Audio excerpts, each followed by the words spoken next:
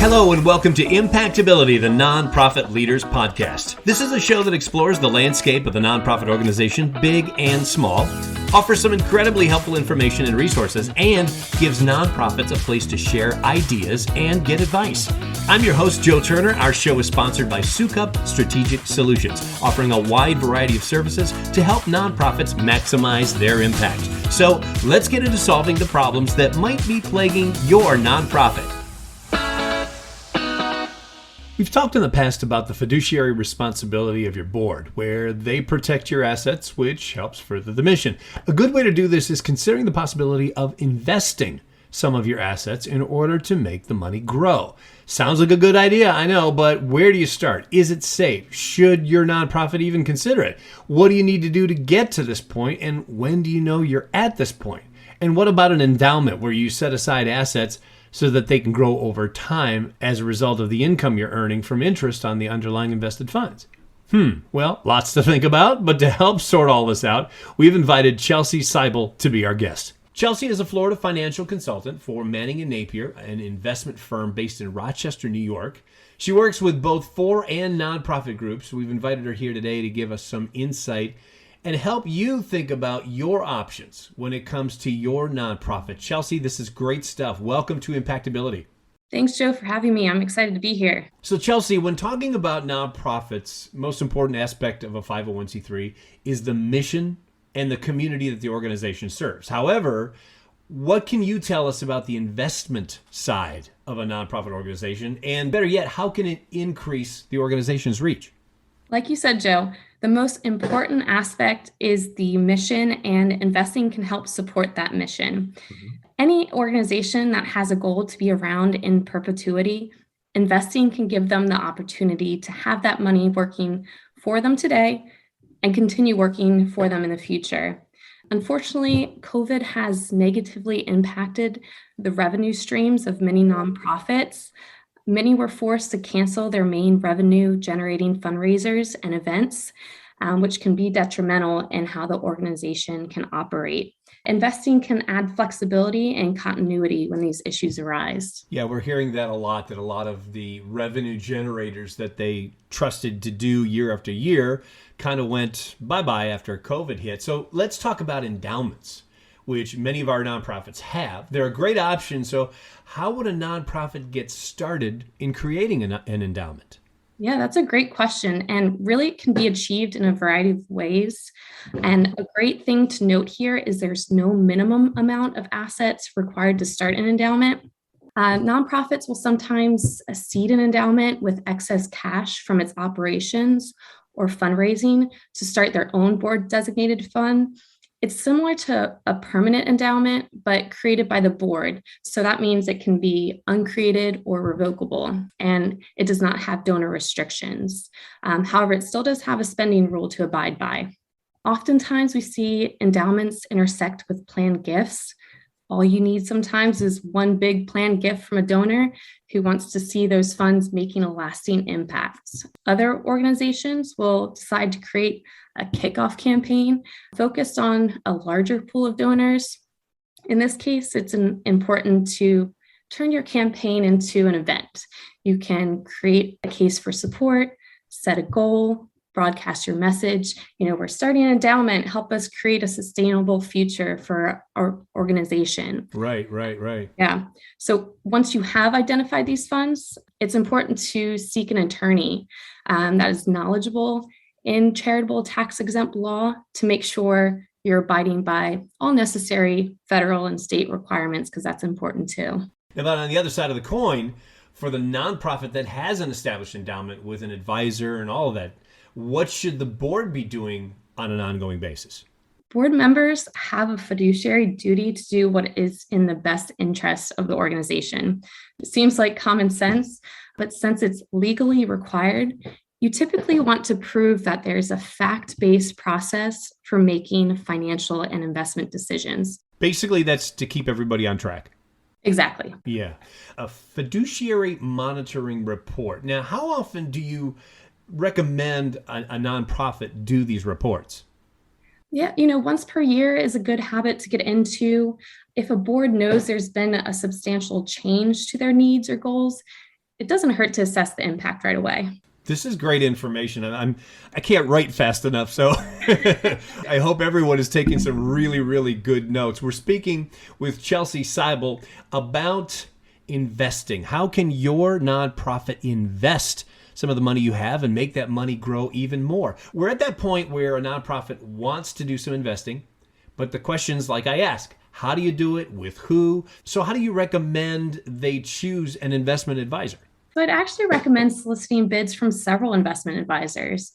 You'd want to make sure the firm is registered with the SEC as an investment advisor, and then go through what we call an RFP, request for proposal, from each one.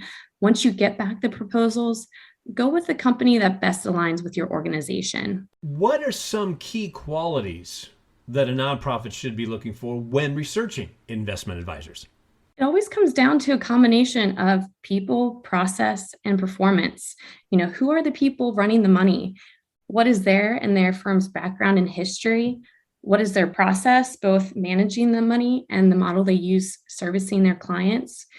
There should be a clear expectation upfront for how much time and with what frequency the board would like to review their portfolio, just to make sure that they have the capacity. And then finally, performance. Do they have a history of meeting client goals? So in other words, do your homework. Do your homework. Yeah. Because you're talking about trusting an investment firm, investment advisor, to help you take care of your money and grow your money for your organization. So you definitely need to do the homework and get the right person. Yeah, this is the bread and butter of your organization, so you want to make sure it's being taken care of. Yeah. Now, once a nonprofit has the advisor, they find the right one. She's perfect for the job to handle their investments. What are some of the things they need to be looking out for? Yeah, once you have an advisor and you've been working for them a little bit, some nonprofits choose to conduct a new request for proposal for investment services every 3 to 5 years. This can help bring board and committee members, especially the new ones, up to speed on your options, as well as provide a point of comparison to how your portfolio is being managed today. Things change over the years. It might have been a good fit back 3 years ago, but now it might not be a good fit. So it's always good to reassess your goals. That's a good point. Investment results, high level of engagement, a broad array of services, and regular affirmations are crucial to helping your organization get the most out of its investment advisory relationship. We're going to stop here and take a short break. When we come back, we're going to be discussing some best practice investment tips for nonprofits that you can put into action today. This is really good stuff. You're listening to Impactability, the Nonprofit Leaders Podcast. I'm Joe Turner. Stay with us. Sometimes you wish there were more hours in the day. With everything on your plate, it's hard to determine which projects get done today and which gets put off until whenever you can get to it. There is an easier way. Sukup Strategic Solutions has been serving nonprofits like yours for almost 10 years, and in that time, we've handled all kinds of projects, especially the ones you can't seem to get to: fundraising, marketing, grant writing, communications, and more. With Sukup Strategic Solutions, you'll have a team of marketers working for you, solving marketing issues sooner, grant writers that have written hundreds of grants, communications experts who can help get your message to your constituents, and certified fundraising executives with the knowledge and expertise to help you raise more money. You'll have more hands on deck, reduce overhead, and increase efficiency. For a free consultation on how we can help lighten the load at your nonprofit, visit our website at sukupstrategicsolutions.com. That's SOUKUP strategicsolutions.com. Maximize your impact with Sukup Strategic Solutions. Welcome back to Impactability, the Nonprofit Leaders Podcast. I'm your host, Joe Turner. We're speaking with our guest, Chelsea Seibel, about what your nonprofit needs to do or think about when it comes to investing some of the money you're raising. Now, Chelsea, let's talk about personal experiences. I know you've been doing this a while. Your company helps a variety of nonprofits. Is there a story that you can share with us about how investing helped a nonprofit? Honestly, the best part of my job is seeing nonprofits thrive. We've been around since the 70s and have some clients that have been around since the beginning. Just the other day, we pulled up a report of one of those clients. It's amazing the impact 40 to 50 years can have on an endowment if you have the patience. This particular fund started with $2 million in 1983. They have withdrawn $32 million since then. And the value as of September was 24 million. Of course, there were additional donations that contributed towards this growth, but results are undeniable. And the best part is this nonprofit has made a $32 million contribution into the community over the last 40 years. And then they still have a very healthy endowment to continue that mission, hopefully in perpetuity. That is absolutely fantastic. I love hearing stories like that. Wow, Chelsea. Who draws up the investment policies for the nonprofit? Ideally, it's a collaboration between the nonprofit and the advisor. An advisor should bring a point of view for how to achieve the goals of a nonprofit investment portfolio, and a board or investment committee need to agree that it's the right view for them. Yeah. Is this where it might be good to have someone on the board who might be versed in investments? Definitely, although it doesn't have to be your day job. I know a lot of investment advisors who sit on nonprofit boards, but also bankers, accountants, attorneys. So what would be a suitable asset allocation for a nonprofit? I mean, when do they know they're ready? We boil it down to an assessment of 3 factors: time horizon, withdrawal needs, and risk tolerance. So let's take a common example. A perpetual endowment withdrawing about 4 to 5% every year. They feel like they can tolerate some volatility, but definitely not full stock market exposure, and especially in light of their withdrawal needs. So I'd start by prioritizing objectives. This type of organization definitely has the flexibility to pursue growth as a primary objective. And just by being perpetual, they almost have to grow their assets just to keep up with inflation and fund their withdrawals. But I would say an important secondary goal is to preserve assets. Withdrawals are usually everything to a portfolio like this. So without the withdrawals, they can't fund their mission. So having a secondary priority to preserving assets means you're mitigating volatility and safeguarding, to some degrees, those withdrawals that are so important. So you want to avoid a situation where a portfolio needs to take a withdrawal, and then at the same time, that volatility is hitting the market. If a portfolio is down 50%, all of a sudden that withdrawal rate is cut in half. Because in our example, it's calculated as a percent of the portfolio. So this type of organization would want to avoid that. So now you have a priority of objectives: growth first, then preservation. Every advisor will have a different method for translating this into an actual asset allocation. Broadly speaking, to me, this means your guidelines are going to be more heavily weighted towards growth type assets like stocks, but you're still going to want to have some preservation type assets like bonds, maybe a 60-40, 70-30 type split. Maybe that's a target, but it's usually up to the advisor to actually build the portfolio based on those guidelines and priorities using their preferred method. So give us some best practice investing tips for our nonprofits listening today. Properly prioritizing objectives and setting an asset allocation is probably 90% of what will make a nonprofit successful. You can pick good stocks or bonds, and that's great to have. But if you don't get that initial asset allocation correct, for example, the split between stocks and bonds, then you're in an awfully big hole. It's really, really important to document your decisions, your policies, rationale. That duty is procedural based, not results based.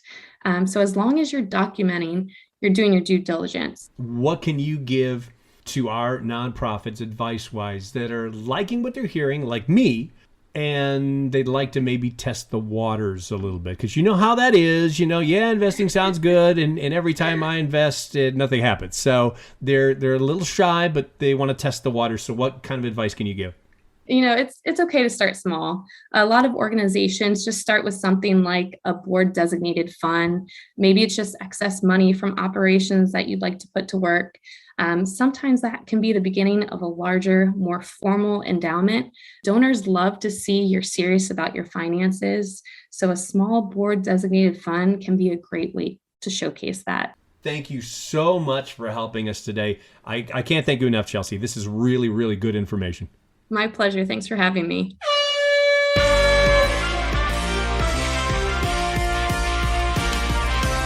time now for Coach's Corner. This is where we take your questions and we ask our Impact coaches to answer them, but the catch is they only have 5 minutes to do so.